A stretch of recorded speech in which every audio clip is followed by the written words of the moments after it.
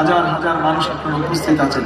শুধু এই মানুষগুলোই নয়, সমগ্র বাংলাদেশের মানুষ একটি পরিবর্তন চায়, ভালো পরিবর্তন চায়। ঠিক বলেছেন? জি, পরিবর্তন চাই। কি পরিবর্তন চাই?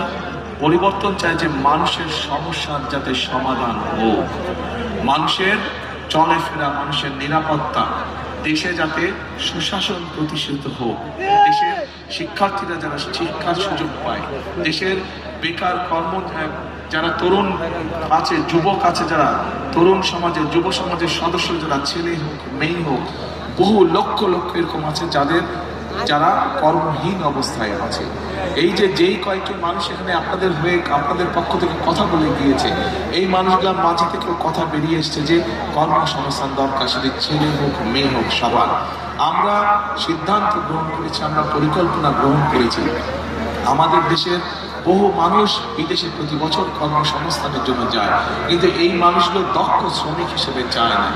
আমরা চাই বাংলাদেশের লক্ষ লক্ষ যে তরুণ সমাজের সদস্য আছে, নারী হোক পুরুষ হোক, তাদেরকে বিভিন্ন রকম ট্রেনিং দিব, তাদের পড়ালেখা শেষ হোক বা শেষ হওয়ার আগে, যাতে দেশের ভিতরেই ব্যবসা বাণিজ্য হোক অথবা দেশের বাইরে হোক, তারা যাতে কর্মসংস্থানের ব্যবস্থা করতে পারে, যাতে স্বাবলম্বী হয়ে দাঁড়াতে পারে।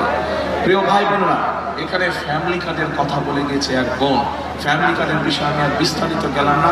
ফ্যামিলি কার্ড, এই যে এরকম একটা ফ্যামিলি কার্ড বাংলাদেশের প্রত্যেক মাদের কাছে আমরা পৌঁছে দিতে চাই। যেই নারীর সংসার আছে সেরকম একটা নারীর কাছে আমরা পৌঁছে দিতে চাই।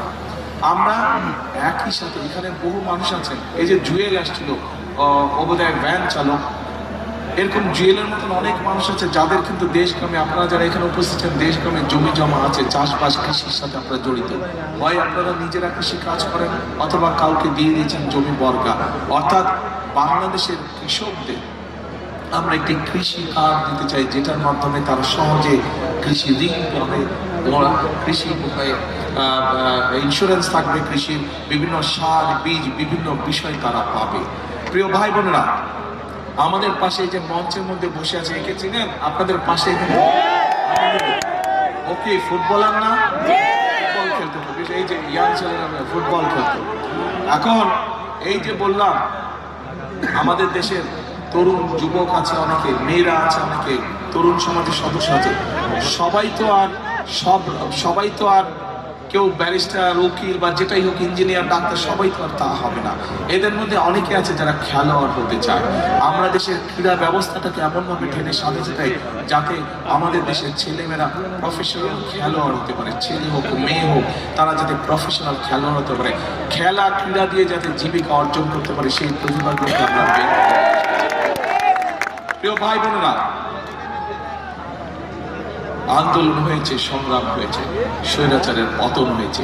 এখন আমাদেরকে দেশ করতে হবে, দেশ গঠন করতে হবে। আমাদেরকে দেশের প্রত্যেকটি সেক্টর বিগত 15-16 বছরের ধ্বংস হয়েছিল। এই ধ্বংস হওয়ার ফলে আজকে দেশ অনেক পিছিয়ে গিয়েছে। আমাদেরকে এদেরকে পুনর্নির্মাণ করতে হবে। যদি পুনর্নির্মাণ করতে হয়, তাহলে অবশ্যই আমাদেরকে এই দেশে গণতন্ত্রকে প্রতিষ্ঠিত করতে হবে।